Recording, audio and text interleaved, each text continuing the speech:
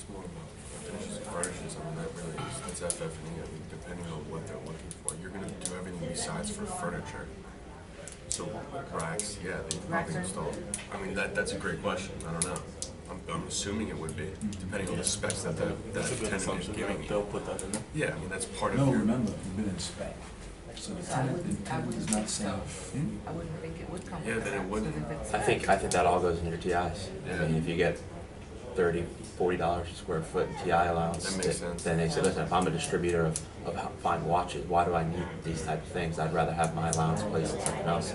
I think you build the envelope and you build in all that, and then you come in with the price per square foot for the allowances, and then you go, this is your In budget. manufacturing, it's a great, I don't know. I can find out easily. I'm saying like Yeah. specifically. What is- At what point does it stop? when you're done, what's in there and what's Because not in there. because now we're saying, hey, we're doing logistics. Yeah. Right? So okay, if we're doing logistics, then how much? And most of how it far just we it go? would be like a shell, and then whatever the tenant would want. I think if you're wrestling with the big players like DHL, UPS, and all those, they're going to want to have their implementation of their type of lines. I mean, you can't say Their operations, Yeah, they're everything. not going to want to have a standard procedure for all of them. They might want to be specific in how they issue goods. So Just to make sure I'm on the same page as you guys, so we're not trying to give them the logistics Business. process. No, We're I just don't giving think them a space to Giving run them a their product line. logistics business. Okay, all right. So And in say that that's case, the target. I was so you're telling, saying we want to focus on logistics company. I was telling mine that what I think we should target. One of the things that some people are saying how most people get tenants is not going out and looking for tenants, looking for tenants that are already in the market or looking to expire or whose leases are about to expire. The market based on what we saw down there is mostly new stuff, so nobody's probably getting ready to move out.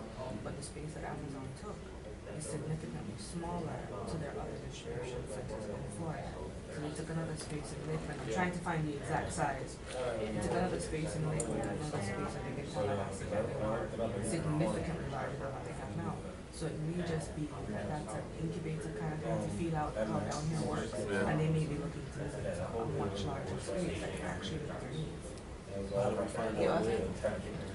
I saw it somewhere. Let me find it. I mean, who knows? They might have just came down here to have some kind of Present. yeah, present My slash. thing is, why would you come down next to one of the largest points that's expiring just now present? because you got a barrier to entry. I mean, it might be your They your might only not know what they're outlet doing. is to do something that size. You know. Just to test it out. Yeah, we could be looking at that. It's okay. They can be testing it out to its max. Yeah, exactly. So we could be. Okay, I'll take it. That's okay. For lunch. That's a great, and you want to just, I mean, how do you want I to? would prefer this. Okay, yep. I'm not saying, to be honest. Is it on? And then I can turn this off. Just talk to them.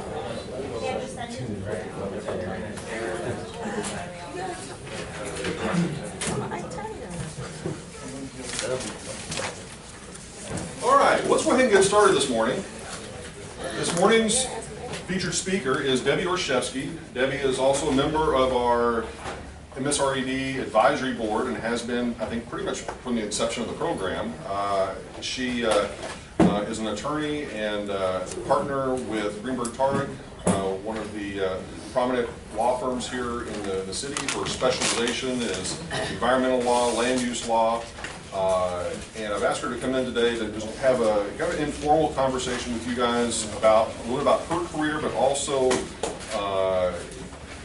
giving you a little bit of perspective on her take on the industry and specifically kind of some of the different things that she's seen as it relates to real estate development strategy. And so with that, I want to turn over to Debbie and let her. Okay, good morning, everybody. Good morning. Oh, I like it. I would much rather have a dialogue than a lecture, so understand that I routinely stand up in front of anywhere from 5 to 7 to 9 elected officials and present to them, and they ask me questions in the middle, and I have to remember where I left off, which at my advancing age is not yet a problem, but when it does become, it will be time to hang up everything. But, so ask me questions, interrupt, I'm really cool with that, and I would much rather have that kind of dialogue. I want to thank Fred for inviting me here today. It's actually kind of fun to get to talk about what I've been doing for the past 35 years. I joke that I used to say I was 12 when I started practicing law.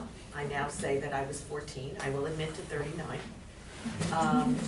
But it may seem odd to you to have a lawyer who is a developer person, but I have many clients who sometimes say, "Are you a developer or lawyer? What are you?" And I'm clearly a lawyer, and I'm clearly giving them legal advice, but one of the fundamentals of what I do as a land development attorney, and what I think you need to look for when you are hiring an attorney for this kind of work, is someone who really understands the business. This is an industry, as you are probably rapidly finding out, that is multidisciplinary. You need to understand the numbers and the way things lay out and visually and everything else.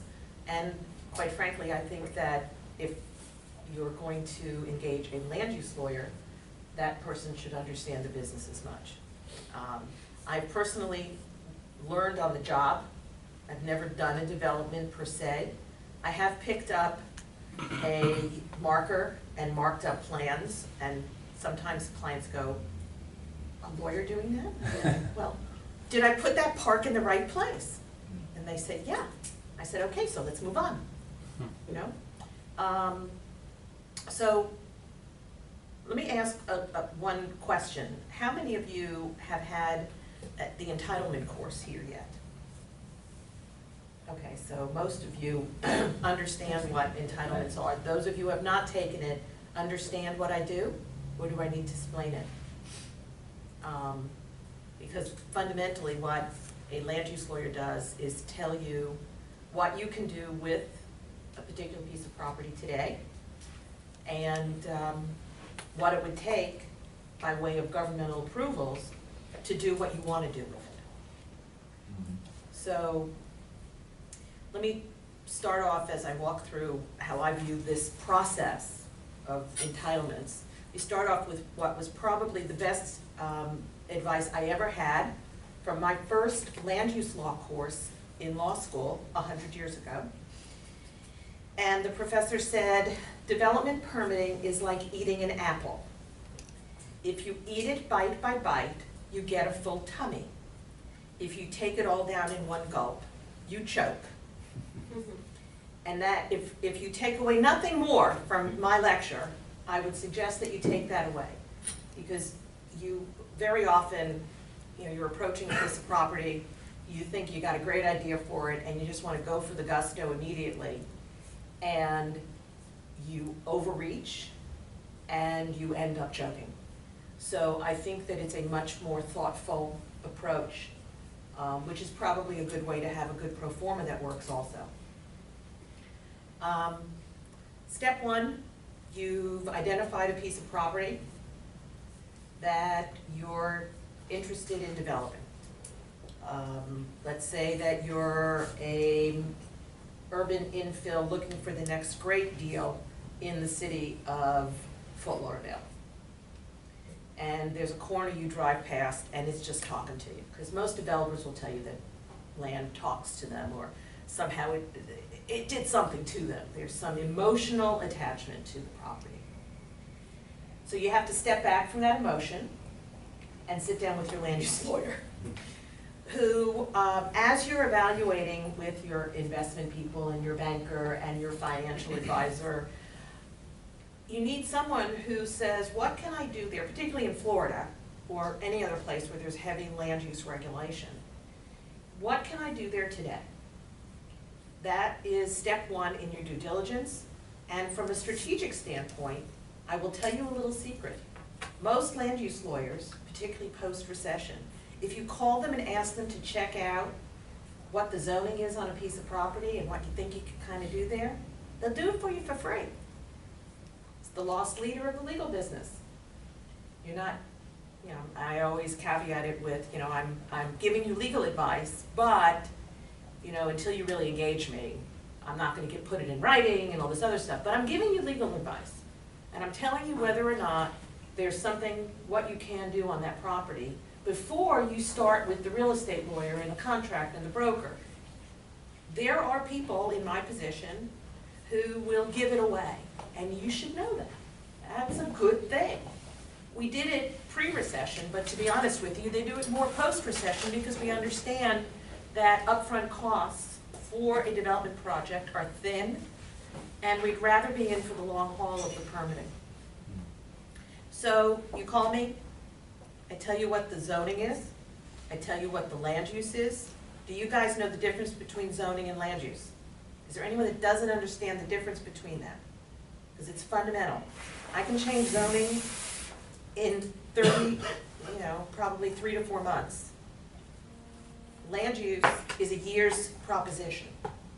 So you always want to know what the land use is, you always want to know what the zoning is, and please don't rely on PZRs. Do you know what PZRs are? Oh, good. There are these companies all over the country, most of them are based in the Midwest, and they will tell you exactly what you can do on a parcel in anywhere in the country. They're typically people who have some engineering or construction background. They're not land use professionals. And there's lots and lots of investors and bankers and others who rely on PZRs. And in my experience, particularly in Florida, they're 9 times out of 10, they're wrong. So find someone who knows what they're doing. Also, don't be afraid to call the city planning department and ask somebody behind the desk, who, by the way, you should always be very nice to. In part because it gets you a cup of coffee on a Saturday morning. The people serving coffee downstairs for the folks who are going to paint the intersection at 3rd and Las Olas, I walked in, they went, "Debbie, what are you doing here on a Saturday?" I said, "Well, I'm going upstairs to speak to a class." They said, "You want a cup of coffee?" Those are the planning people in the mobility division of the City of Fort Lauderdale Planning Department, who I'm always very nice to. That's the other thing. You gotta be really nice to staff. They work hard, they get paid, whatever, and they take abuse from elected officials on a regular basis. So if you're nice to them, when you found that jewel of a piece of property, and you call someone or pop into their office, they're gonna know that you're the person who's always really nice and polite about it. And there's a lot of people who aren't. Gee, I know that would come as a surprise, but there are a lot of people that are just not really nice when they go to staff or that kind of thing. So go to your land use lawyer, go to staff, find out what you can do there. Then you gotta be able to explain what you want to do. What's your development proposal? Now, that's going to be a whole bunch of other factors that I'm sure others are taking care of. But it's my job as a land use lawyer to translate your development proposal into a permitting strategy. And that's where the apple eating comes into play. Sometimes we take these things bite by bite. Sometimes we go for the gusto for the whole thing. And I'll give you an example of one that I'm working on. I've actually been working on this site for off and on for about 10 years. And it's here in Broward County. It has huge development potential for portions of it that have not been developed for a whole bunch of reasons, not the least of which is that some of it's a golf course. Golf courses are going, I don't know if you've discussed what's happening in golf courses, but we can talk about those later. Interesting situation nationwide. But in this particular property, the client said, "I want to get in now, while the this is right now, while the apartment market is really good. What can I do?" In order, he could build 1,000 residential units there. Today, based upon the land use and zoning, he could only do 250. But he could put 750 hotel units on that site. So in order to get him in and to get the community surrounding this golf course comfortable with the thought of having 30-story buildings in their backyard, we are likely going to be filing in the next couple of months an application for 250 apartments and 750 condo hotels units. Now those condo hotel units look remarkably like apartment buildings or condominium buildings. But as a use and approval matter, all I can do is hotel. Condos, hotels are hotel use. We regulate use, not form of ownership. So we're going in for that application because a year from now, after he's already come out of the ground with the first 250, and we've already got the 750 approved as a massing matter, we'll be processing the land use plan amendment, which will take us 12 to 18 months. And for reasons that elude me, people oppose having residences in their backyard and they don't have a problem with hotels. I don't understand it. I used to call it the CVS level of service, that they thought their CVS or their Publix would get too crowded if there were more residential uses, and condo hotels don't go to the supermarket as often. I'm not sure what it is, but it's a perception. But we played into it, and we are taking bites strategically. Now, part of the other elements of what I do, and I sometimes tell lawyers, we practice law and we practice politics. Because this client purchased this particular golf course asset 6 months ago. And I said to him, you sit on it until after November 4th. 2 of the 5 seats on their city commission were up for re-election, did not want his property to become the election issue. Never a good thing to happen. So we delayed that for 6 months. What did he do during the 6 months? Lined up his financing, interviewed every architecture firm in town to find someone who he really liked. He's got a design that makes a lot of sense. And by the way, because he had this time to think about it, he's actually moved pieces of the puzzle around and will end up with what is a really novel idea on one piece of the site that nobody thought of until some architect said, why don't we make that a beach club? A beach club in the middle of an old golf course? Yeah, we can do beach clubs today. You know, we do fake sand, fake lakes, and you create this beach club environment not on the beach. So added value, concept somebody came up with, time to think about it, waiting for the political play, thinking strategically. Any questions so far? Okay.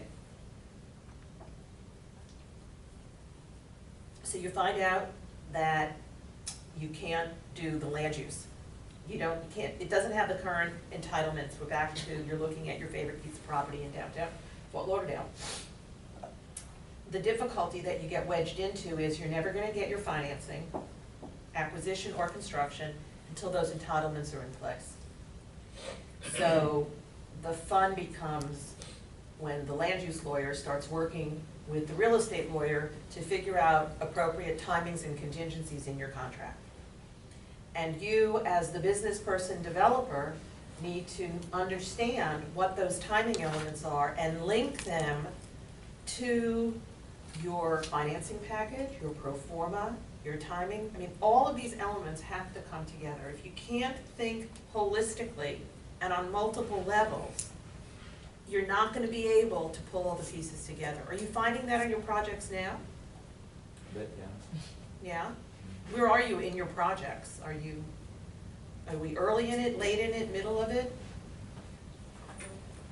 It's sort of like, it's still in the early stages as far as the strategy on project. Have you thought about your permitting strategy? I think the project we're working on, they've sort of, the company has already sort of looked towards entitlement and they're close to getting it, so we're not really examining that portion of it too much. Yeah. And talking about this project, so the property right now, the same project that everyone's working on in class, it's zoned just general purpose. General use. General use. And they're gonna get it, rezoned to, like storage or light manufacturing. Light out there, industrial. or the use. But they're building it on spec. So the question is, what would you apply for? What would your strategy be, I guess, to ask, because you don't know what type of tenant you're gonna have in there if you're building on spec for industrial. So do you just, because when I was talking with the guy at the county about the zoning, he was saying that, really you need to be very specific on, your fence heights and whether or not you're gonna have barbed wire on the fence, but it all has to be part of that package, otherwise you gotta go back and reopen it up and make changes. Well, a couple of things there. I think first is fundamentally, what's your use? General use, in my world, typically means that it's owned by the government. So I guess your scenario is leaving things wide open. So you find the broadest zoning category that would work for the use. The thing about, I think you gotta think about what you're gonna worry about too. Because if I fundamentally have the right use, there's no such thing in virtually any jurisdiction except the city of Miami under their Miami 21. And it's very unique zoning category. There's no such thing as a use variance. Doesn't exist. So there are these things called special exceptions. So for example, if you zoned it general industrial and you found out that you didn't want to, you want to have outdoor storage. Outdoor storage is often a special exception use, which means you need an extra approval for it. You have to go to one more board. And what that board is, or two sometimes, depends upon the jurisdiction. But I can get if I have the right use, I'm less worried about, if I have a broad use, I'm less worried about what my fence looks like. Because when I get to the design of a fence, then I'm falling into what are design or dimensional variances. And in most jurisdictions, those are fairly routine. I say fairly because it depends upon whether the variance criteria for approval in that jurisdiction requires that you show hardship. That's kind of an antiquated concept that we all bump into and go, it's very hard to prove up. And a variance if you have opposition. But I think that from a zoning strategy, if I didn't know what I was going to do, I'd want to put in the broadest and most intense zoning district, commercial. So for example, in many jurisdictions you'll find they have B1, B2, B3, and each one gets more intense. And each one has more uses. And by the way, they are what is known as cumulative zoning, so that you can put a B1 use in a B3 zone, but I can't put a B3 use in a B1 zone. So I'd go for the most intense use, and I'd worry about details like the fence and the setback and the this and the that later. Because there are easier ways through design review that you can address those issues. But the use issue, you need to have it as broad as possible.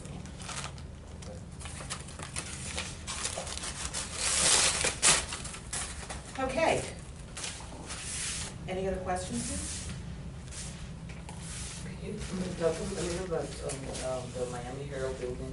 They've gone backwards of what you said. They proposed like hotels and like a condo unit or apartment, and it was obviously a hotel thing, moving towards the conditions they were denied the permit. What are they doing now? I don't know what they're doing, but I will tell you, you touch on kind of a unique difference between Miami-Dade and Broward. In Miami-Dade, a condo hotel in most jurisdictions is treated as a residential use. In Broward County, the way that our county-wide land use plan defines permitted uses, a condo hotel is a hotel use, so it's a commercial use. So I don't know what they did there, but they would approach it differently in Miami, just because their code is very unique. It's a completely different idea. I also don't think they know what they're doing on that. That's Genting, and I don't represent them, so I can say this. I have no idea what they're trying to do, other than put 15 pounds in a 5-pound bag. And I think that's going to sit and wait till Florida decides what they want to do about gaming. Because fundamentally, Genting is a gaming company. They have more money than God, and a very long perspective on things. So, don't know what they're doing there. Something that looks awful. Yeah. And you bring up an interesting situation when you have a company or property owner like Genting that is so deep in wealth. And they take they'll take a 50-year perspective where most developments are taking a 3 to 5 year. I want a 3 to 5 year return on this. And Genting looks at it and says, we're in for 50 years. It's a very different perspective on things. And as a land use lawyer, I need to understand what the time frame is.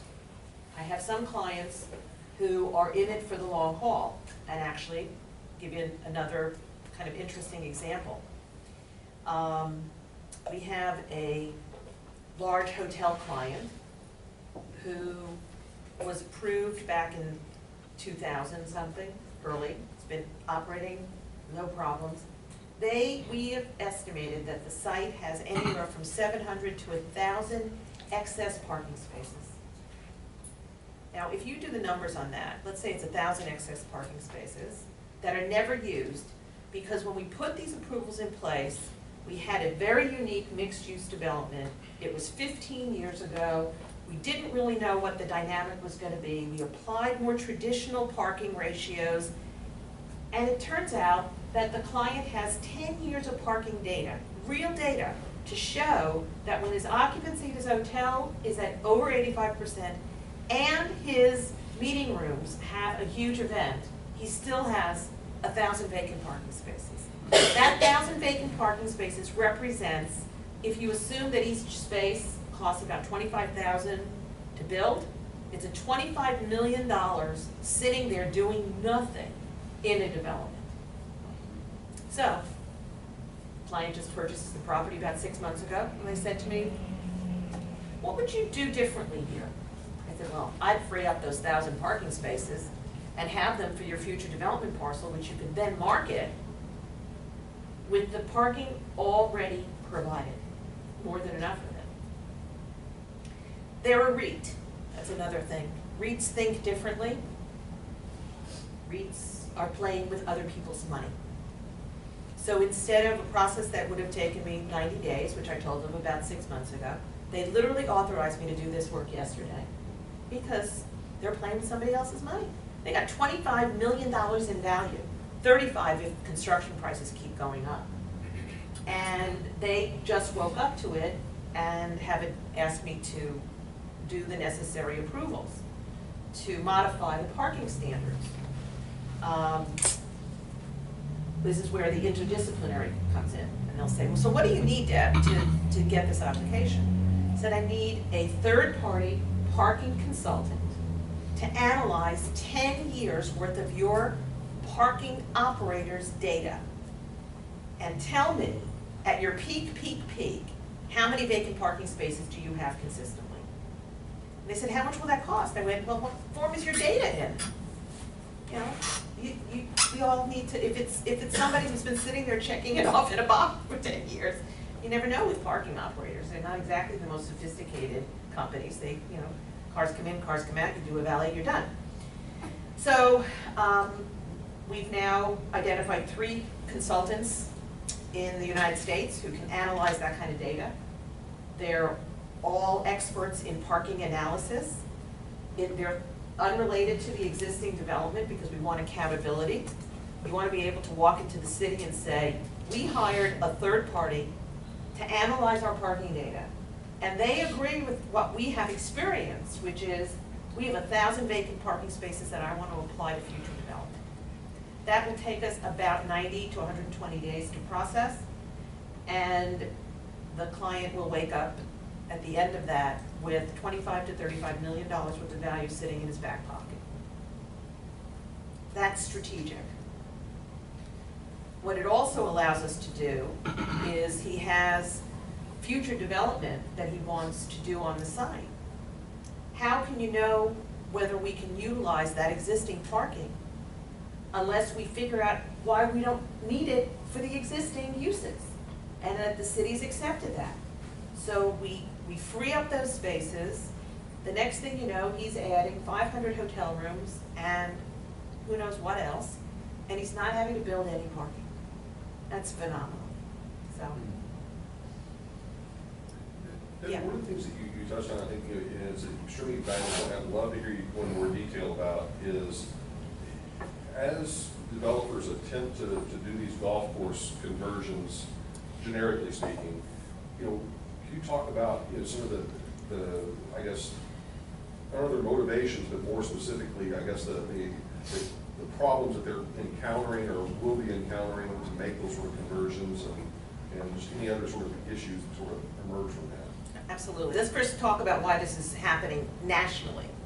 The golfing industry, when the typical boomer of today, first of all, isn't retiring at 65 to play golf in Florida or Arizona or anyplace else. They're working longer. Those who are growing up who play golf, who are younger, they don't have, as many people don't have 4 hours or 5 hours on a Saturday afternoon to play golf. And even if they have it, it's not what they want to be doing. There's been a whole cultural change in the golfing industry. So you use communities, and let's use Broward County as an example because I know the numbers. Broward County has something like 35 golf courses countywide.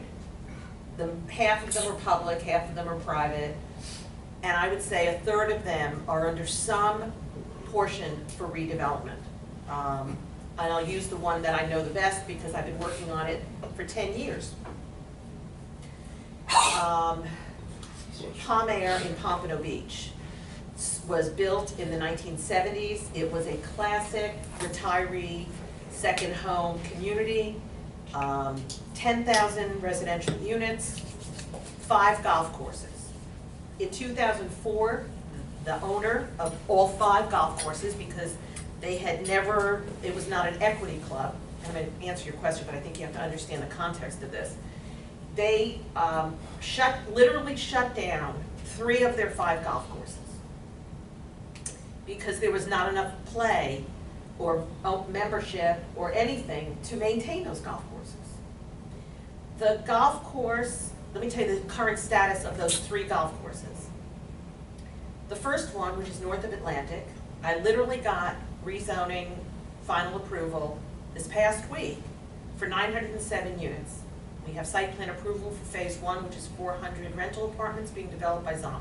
It's all public record, I can talk about it. The biggest challenge, this golf course is actually north of Atlantic, and it doesn't have any residences around it. It actually has the Cheetah Lounge in Pompano to the east, and a trailer park to the north, and the turnpike to the west. So this site didn't have neighborhood opposition, which is what you often find in golf course developments, because people have an expectation that they're going to look out at a golf course and not look at other residential units. So challenge number 1 is neighborhood opposition is huge. So if you can find a golf course like the one north of Atlantic, then you only have to deal with things like 40 years worth of fertilizer that included arsenic.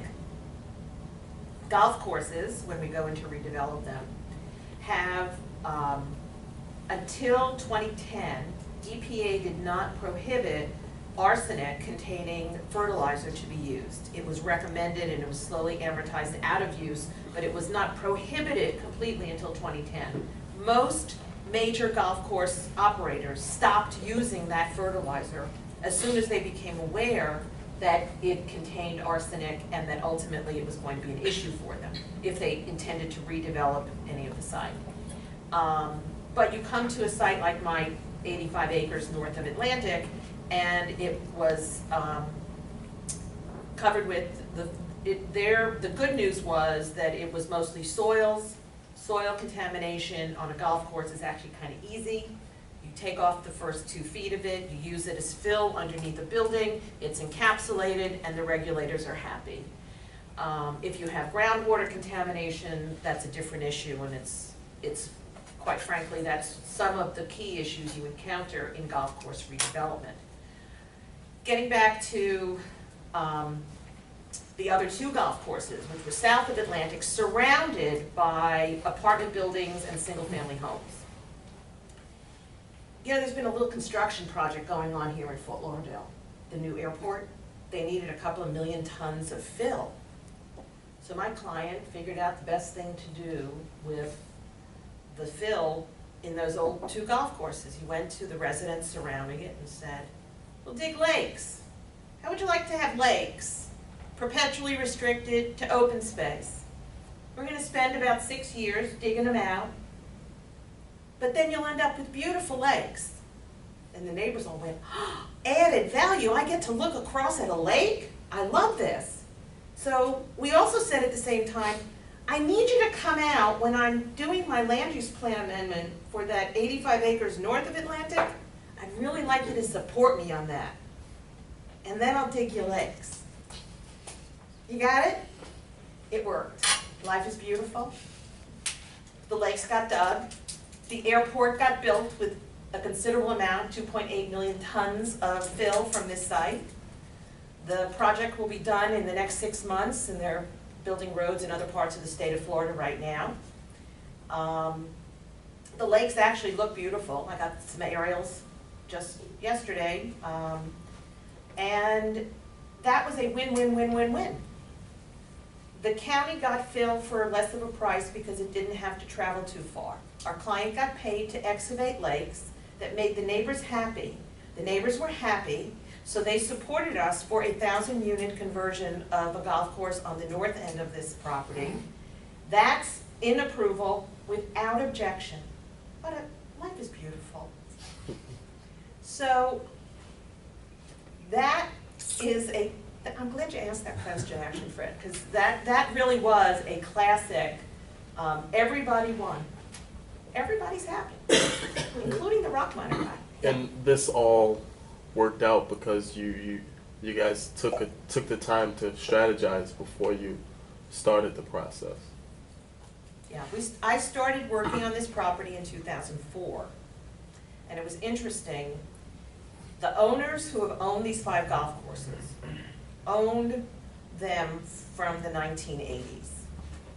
They were, well invested. They had a long perspective. They knew that this was not going to be a short-term hit. Now, did we think it would take us 10 years to get to the point we're at right now? No, but we also didn't think that we'd have the Great Recession and a whole bunch of other stuff. Now, we used the Great Recession effectively because we got other approvals in place. But yeah, it was strategic. As an aside, they also sold the remaining 2 golf courses to a national company who owns dozens of golf courses like this all over the country, and they have a certain efficiency built into their operations. They can actually make money at it. So it was strategic for the long-term owner, for the local government, for the neighbors, for an established community of 30,000 very active retirees who are very outspoken, who, here's another key, client communication with the community. In the early days, I went to more community meetings and ate more bagels on Saturday mornings than I really should have. But we wanted to get out all the different aspects of this project. And it was tough. And we would talk to them. We also disclosed, 2004, the first thing I see is the report that there's arsenic contamination. Well, let me add one element that I haven't discussed. This 85-acre property has been part of the Pompano Beach well field system since the 1970s and is actively a drawdown for raw water for them. So there's this huge concept in environmental law that says if there is arsenic in the water, the government needs to know about it. So the first thing I said to and if you don't do that, it's a crime. And as an attorney, that's one of the few times that I'm allowed to turn my client in. If they weren't going to disclose, now the good news was that this particular client did the city and the county did regular water quality monitoring. In 2003, they discovered the presence of arsenic, and then by 2004, we shut down, and they realized that there was never an arsenic groundwater contamination issue. This was mostly soils. There was no threat to the public water system. But that was step 1 for me, to say to the client, okay, we know there's an issue. Where are you with the county on this? And they were deep in it. The county loves these guys. The county in Broward and most places in Florida, the counties have delegated authority for this type of environmental concern. So, yeah, it was strategic for everybody and communication. This week I got a call from the city manager. There was an issue about a pile of dirt that's been, one of the neighbors called and said, it's been there too long. So I said, when is it leaving? Called the client. Client says it's gonna be gone in the next 2 weeks. Called the city manager. Dennis, it'll be gone in the next 2 weeks. You okay with that? Yeah, just, we prefer that get it done already. I said, well, we're trying to. So that kind of, whether it's the person at the zoning counter, or it's the city manager, or it's the mayor of a city, in my role, I've got to have great communication with them and think about the next steps. You can't, we've got to be projecting out 2 years from where we want to be in the project, particularly given the magnitude of the kinds of sites that I work on. I don't get easy ones. I only get really complex, crazy projects, which is what I like. So if they were easy, anybody could do it. Yeah.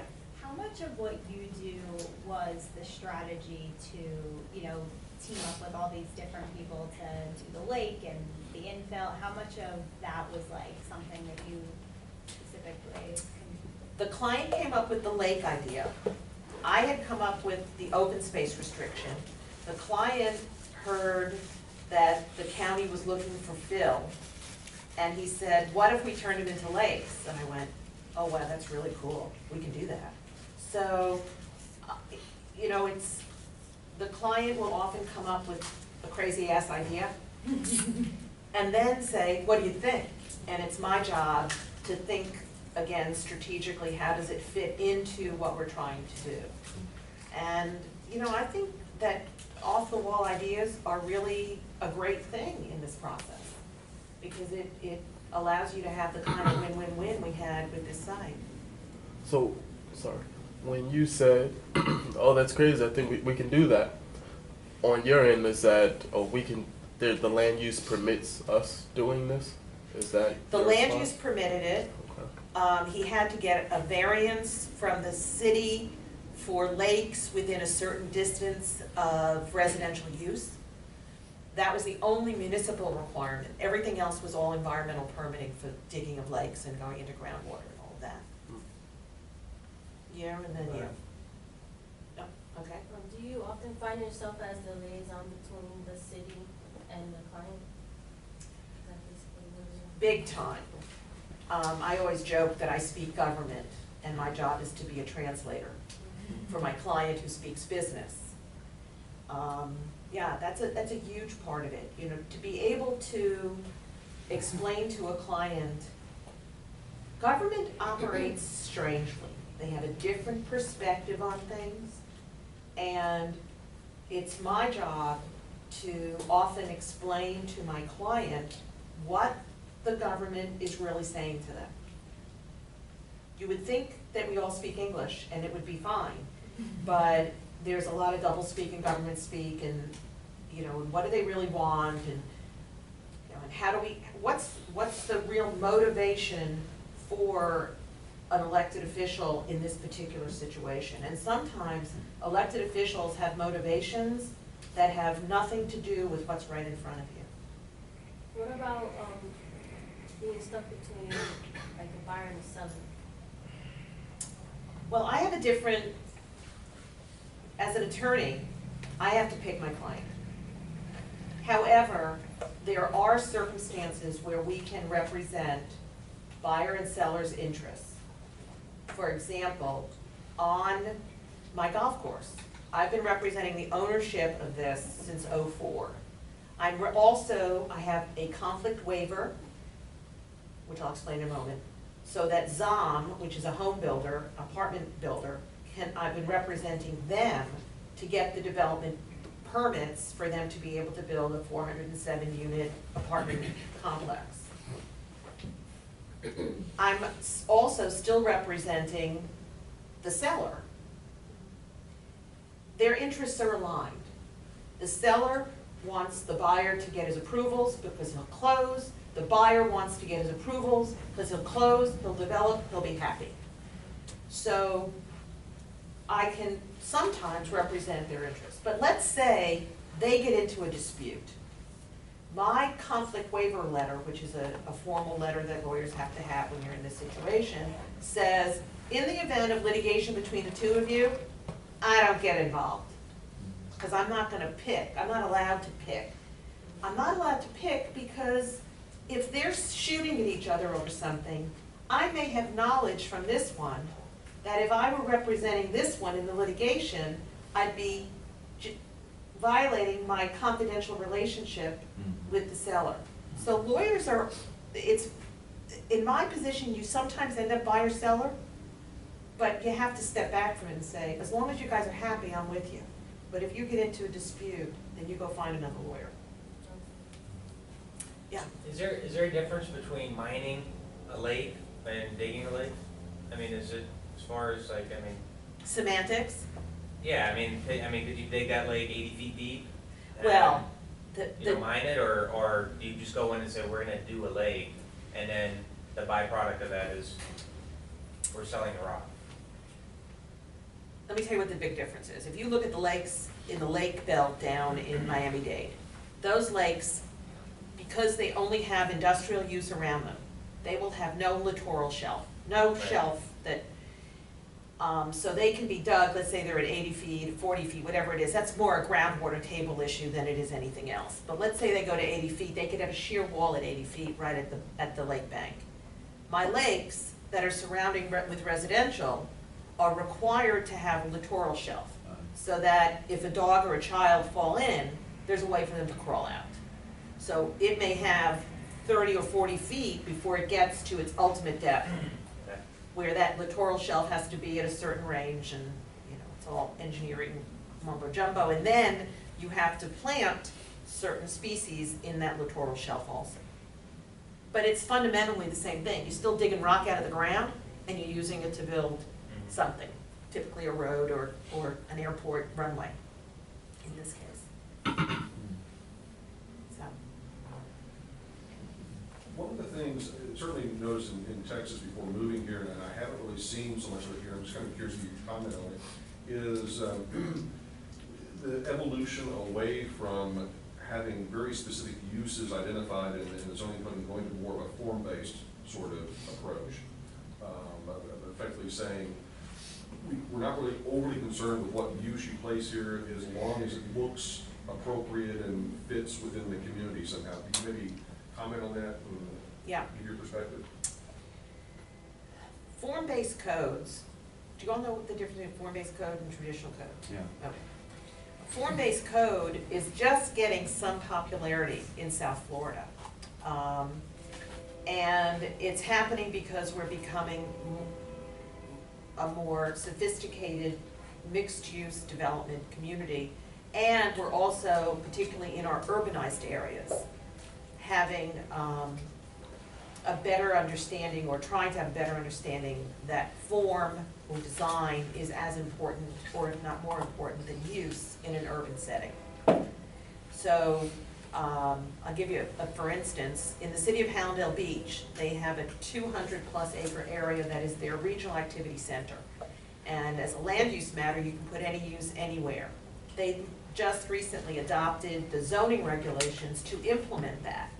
And they created sub-districts, and they have 6 sub-districts. 5 of them are form-based codes. And they're actually going to facilitate development. Now, form-based codes make architects really happy, because it's an architect's. As a lawyer, I prefer to be able to just read, what's the dimension, what can you do? If it's a form-based code, I can't do that.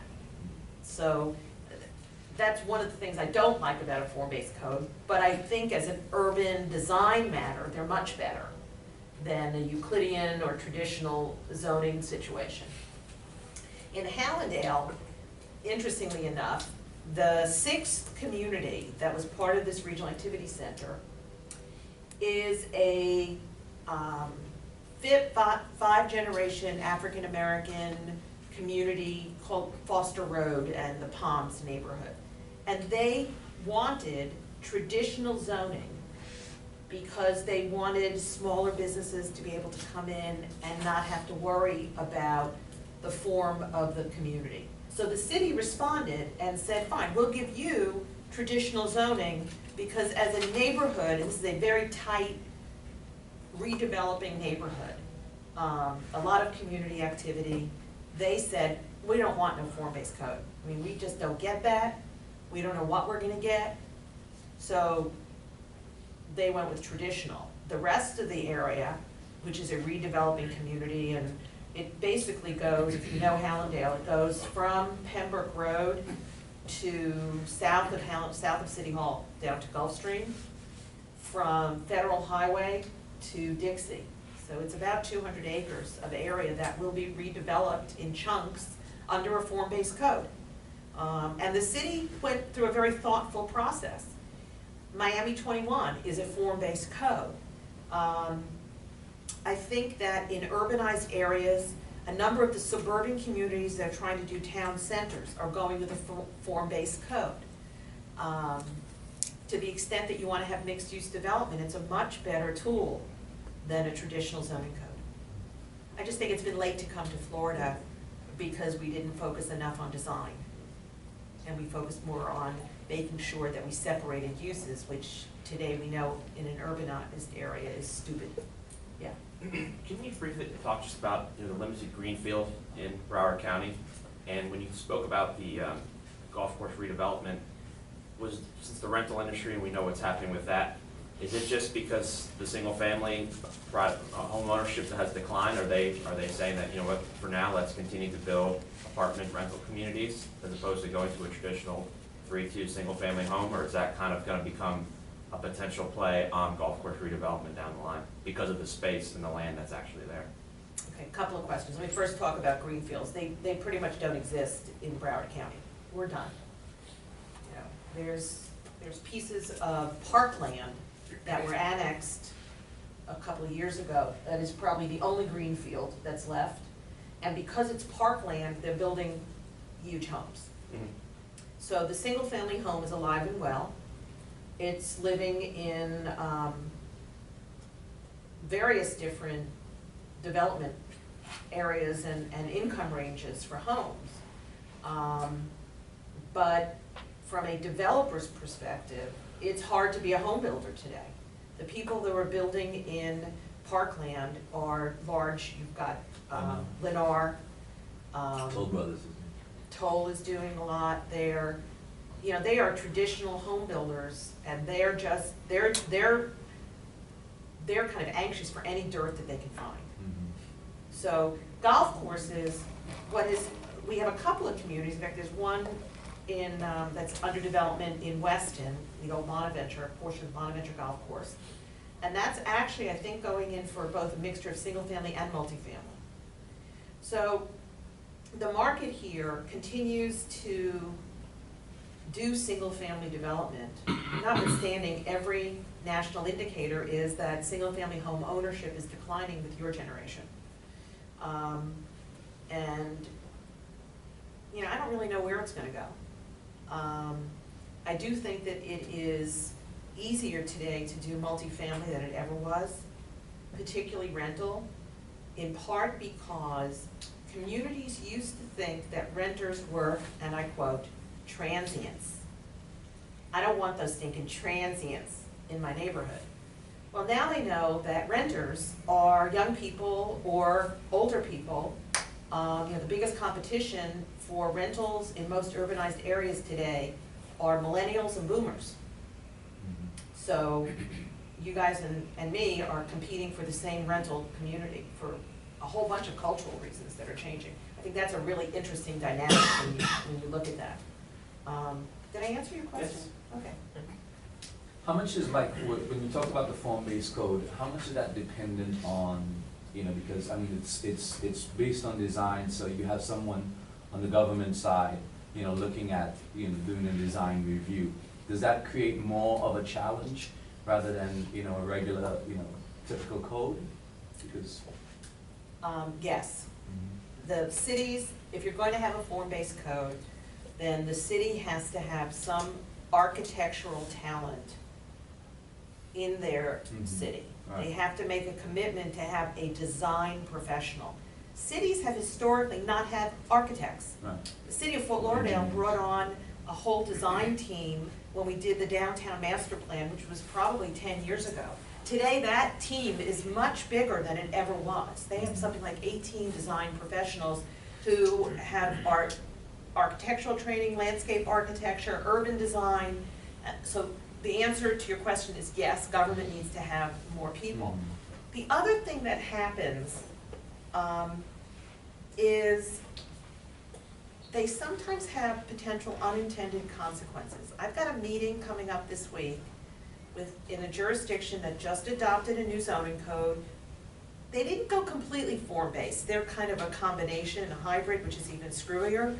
But the architect was explaining to me yesterday that based upon the maximum podium size and the height limitation for podiums based in their form-based code in this particular jurisdiction, she either needed a variance in order to have an efficiently parked garage. She needed a variance from the maximum podium size or a height variance. That when you put these elements together, Right.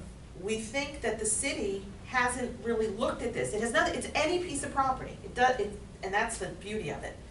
Because from us going into the city and saying, we think we've encountered a glitch in your code. Right. And if it's, in fact, it's a glitch that applies to anybody who wants to do a parking garage that's part of a residential tower. The way that you've dimensioned these things doesn't work.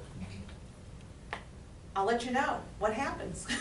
But that's actually, and that's in a jurisdiction where they don't have design professionals. They are using outside advisors, the company that helped them write their code. It's not the same. So as we evolve to form-based codes, local government really needs to staff up with people who know how to do it. Hopefully, when we meet on this particular site, the city will support us. So what's the solution? To amend a code takes probably 4 months, 4 to 6 months. We don't have 4 to 6 months to sit and wait for them to amend the code. So what we will do is apply for variances. Let me give you another element here. Part of the reason that the height's a problem is because this particular city measures height by the height of the road instead of minimum flood elevation. So we've lost 2 feet immediately because this particular property is in a VE zone or whatever zone for flood control, and therefore it has to be 2 feet higher than anything around it because the rules have changed. That is a classic example of non-self-created hardship. You measure your height in a screwy way, and the feds changed the rules on me. So it's not my fault that my building is 2 feet higher than the code allows it to be. Right. That will end up as part of a variance package, getting back to what you were talking about in terms of design versus use. I got the use I need. I've got a design issue. It's appropriate, I think, for a variance. I also think part of the reason staff's going to support us is because there's a problem in their code that they didn't know about. Unintended consequences. Yeah. Going from the entitlements class that we had, one of the biggest things or the biggest concerns that I've kind of come across was when you go to get permitting from the city or entitlements, they always come back at you, well, we'll give you this if you do this. Can you talk on maybe your experiences with this? Because in my view, I look at it as pure extortion. But from someone who's been in the business for 35 years, what is your view on that particular process? My job is to make love, not war. My job is to get projects approved at a cost that is acceptable to my client. Give you an example. There's a line. There's a line between you're extorting me and, yeah, I can do that. And a lot of it goes back to the client's pro forma. Got a client that is looking at a suburban 30-year-old shopping center that's supposed to be a town center. It's not. It's just a shopping center in the middle of a big community. It's what we did in the 70s. It was stupid. We didn't know any better. We're now smartening up. Wants to come in and add additional retail, add a ton of residential. The city loves it. And because of the land use and everything that's in place for this, I shouldn't technically have to do any road improvements. Except the city said to me last week, you know, we really could use dual left turns at this location. I went, really? Yeah. I said, that's good news. Because it gives me something to do that shows that I'm being responsive to an identified need in the community. There's a traffic problem at an intersection. It only has a single left. My client, who I turned to and said, can you afford to build it? Oh, yeah, man, absolutely. The project cost him $100 million. He's about to invest $400 million. The turn lane is $500,000. What's that? It's chump change.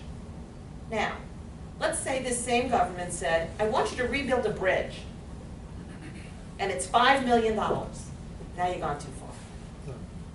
So I think that there was a big Supreme Court case about this in the past year, the Kuntz case. You may have heard about it. It was, and I looked at Kuntz and I went, look, I know when it's too much because the client tells me it's too much. But the give and take of the development process is part of the way the game is played. Right. And we've put in all sorts of regulations to try to limit the opportunity for legal extortion, but it's going to happen. Communities have needs. You're the developer. You're coming in. You've got a relative deep pocket. Think about the magnitude of the examples that I gave you. If you have invested $100 million and you're going to invest another $400 million, what's $500,000? Chump change. If you're in a small project and you're just redoing a CVS and they ask you to build a turn lane, well, then you don't really have the room in your pro forma for that kind of expense. No. So what do you do about it? You find 3 of your neighbors who also want to contribute to it. You know, anybody been out in Pembroke Pines, Pines Boulevard? Yeah. You know how that road is 8 lanes? It was never meant to be 8 lanes. But somewhere around 1987, 88, the then mayor of the city of Pembroke Pines, Chuck Flanagan, he was Tammany Hall, everything you've ever seen on television of Tammany Hall. But he was a smart guy. There were 5 major property owners. Each owned a couple of thousand acres in the area. Where I was representing a few of them. Other land use lawyers in town were representing a few of them. Chuck called all of us into a room and he said, you all want to build, by the way, this is most of western Pembroke Pines today. This was all vacant land. He said, you want to build out here? I want an 8-lane Pines Boulevard. I also want to build Flanagan High School. I want there to be a high school in this community. And Debbie, your client's property is going to get the high school. Okay? He put the 5 developers, property owners, and their 5 council, including myself, in a room, and he said, you guys figure out how you're going to fund this, and let me know what you need from us. And he walks out of the room. Fortunately, we all had a good idea. We had the city issue a $50-something million bond issue. It was assessed on thousands of acres of property. The road got built, development came later. People paid it off as they paid their taxes on their homes. And he got the 8-laning of Pines Boulevard, way ahead of development, which, by the way, was a really smart thing for him to do. He also got Flanagan High School, which he wanted built before he died, because he had gotten cancer. So this is another side. I'll talk completely out of school on this one, but it's an intriguing story about how things get done in legal extortion. High schools are built on about 45 acres. They cost about $50 million. My client was dedicating 45 acres for Flanagan High School. Chuck wanted that school built, again, before he died. So he said to my client, we'll work with the school board to get all of the school impact fees pooled together if you'll go in and build that school before it's really needed. So Chuck went to the school board, he got the funds, we got the thing, everybody, again, put the 5 people in a room together, we got it done. This is how you got major infrastructure done to play let's make a deal. The funny part of this, it's not so funny, is one day I get a call from the then owner of that 45 acres and says, you need to be at a meeting with me at the environmental agency. We went in and we cleared the site without a permit. It's wetlands. Uh-huh. Why'd you do it? Because Chuck made me do it. He wanted the school built now. It's gonna take you a while to get me the permit. Go in and negotiate whatever fine you have to. It's worth it to me because I need Chuck's support on this. So I walk into the environmental agency. The city manager of Pembroke Pines, Charlie Dodge, who's still there today, remembers to this day, I walked in, I said, Charlie, it's my ticket, don't worry about it, just sit there. Well, a couple of things happened there. Number one, Charlie got his ass covered.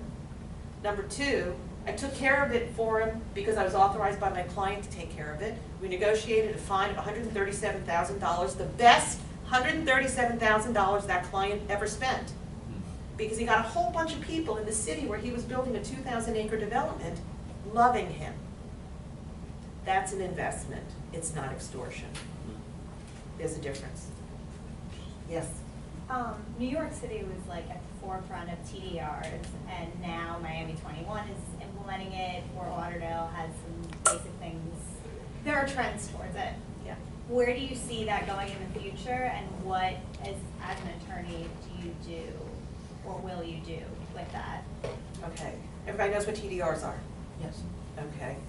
You know, transferable development rights. All right, I remember that. TDRs have to, in order for TDRs to have a value, there has to be some limitation on development that you can take from a piece of property and move it elsewhere. So what they're doing, and we're doing this actually in Miami Beach more than in Miami. There's a number of historic buildings in Miami Beach. Clients are severing the future development rights of those properties, selling them to other parcels. They're monetizing the development rights. Those development rights get severed from the one piece, the historic piece. They get assigned someplace else.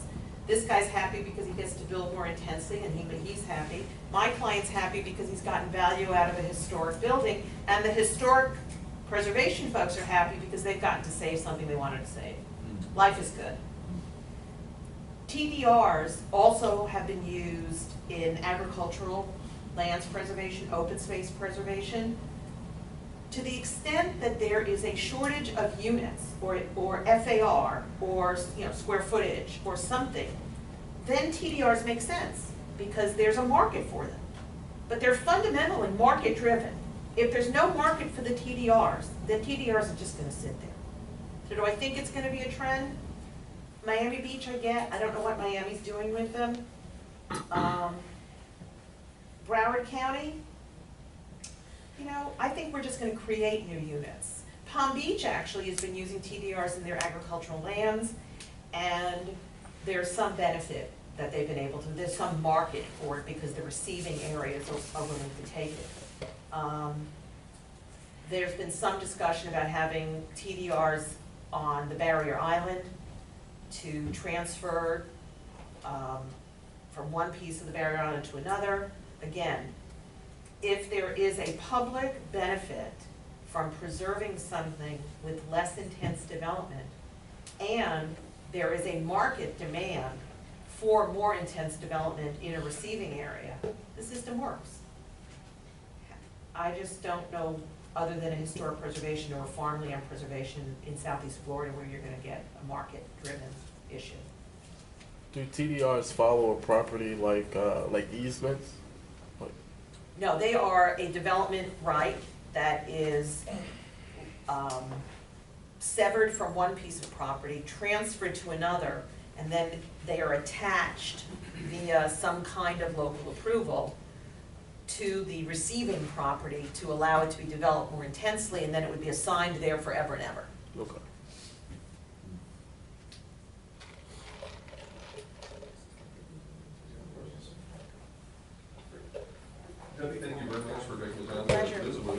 and if you wouldn't mind staying around for a couple of seconds and see if anybody has any kind of one-on-one questions they want to ask, and then we'll move forward. Okay. Happy to, thank you.